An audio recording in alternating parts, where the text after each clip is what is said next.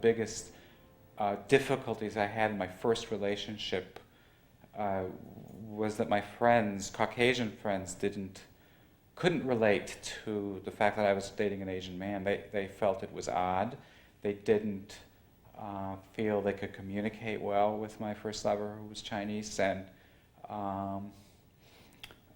really didn't really want to be with me when I was with him a lot of the time, and used to question my relationship. That was difficult. And this is kind of a debate that I have with my friends, but I really find that I would say that when I get called a rice queen, that to me, I think it's motivated by racism, because if I had dated somebody who was white, nobody would put a label on it or make any comment. Or if I only dated Italians, nobody says, "Oh, I'm not a pasta queen." I just don't see, it's only when you go outside your race then suddenly you have a label, and there's got to be, and people want to label you. They have to put some kind of name to you, and that's what you like. And suddenly, oh, well, you only like them. You only like Asian guys. When I hear white men talk about rice queens, it seems like they're talking about them with derision too. Like there's something deficient in their sexual makeup because they want to sleep with Asian men. Sometimes you hear, oh, if I wanted to sleep with a woman, that kind of thing. Are there negative connotations to those terms? I think there is. I feel that there are. I don't know exactly why. I don't have negative connotations, for instance, if someone says they're into S&M or bondage, but I do if encountered with terms like those, like grunge queen, rice queen, potato queens. It sounds, I think it sounds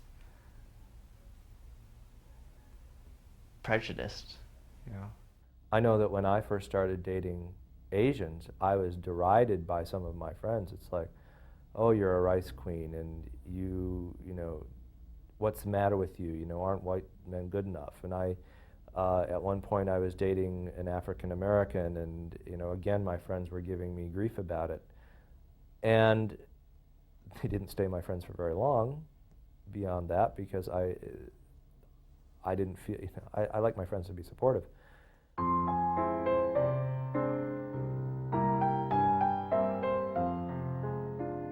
Quiet, not very strong, just kind of guy, never the hero, certainly not the guy who saves the day. I mean, if you look at Breakfast at Tiffany's and Mickey Rooney doing the Japanese guy, it's pretty bad. Or Auntie Mame and the butler coming down acting like an idiot, ho ho ho, and all that kind of things. I think it's been terrible. But that was 2 weeks ago. You cannot go on or keep ringing my bell. You disturb me. You must have a key made. Many white men who are not attracted to Asian men are not attracted to them because they see Asian men as sexless, as lacking any sort of definition, whether it's muscular or personal or whatever. They're not defined human beings. They're not strong. I think the stereotypes are the Asian plays the wife role and the Caucasian plays the husband role. And I think that there's also a stereotype that the Asian will be the bottom and the Caucasian will be the top. At least that's what I've experienced in my relationships, that tends to be the general preconceived notion of what the roles will be. There are assumptions such as that I'm an Asian, therefore I should behave or act a certain way. There are expectations of Asians, I think, that there might not necessarily be with a Caucasian. I'm supposed to be meek and mild and humble and gracious and non-assertive, and that's not necessarily always the case. True, especially if in public. I've noticed around friends, if I just kind of give into what he wants without asserting my will, people may comment on it and say, they go, "Oh, I see who wears the pants in your family," which I don't think would happen if we were both Caucasian. Yeah, I think a lot of it boils around that, especially like when you're talking about living together. There's a lot of people who assume that because Jonathan and I are a couple, we live here, that he does all the cleaning, he does all the cooking, Like he the takes on the wife. complete feminine role in our household just because he's Asian. They'll make that assumption, and that really isn't true. I mean, we share all of those duties in this house. I think that's the main issue, is that Asians take on this sort of submissive kind of role, and I think that transfers sexually too. Everyone just automatically assumes that Asians are all bottoms or something like that, and I guess it's just isn't true. It's not true. Because I don't want to be objectified. I don't want to be.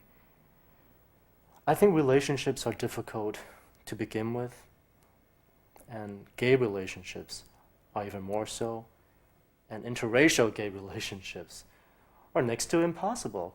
I'm kidding, but I don't want to go into a relationship not on an equal footing. And by that I mean I don't want to go into it thinking that there's a lot of baggage with cultural and racial stereotypes.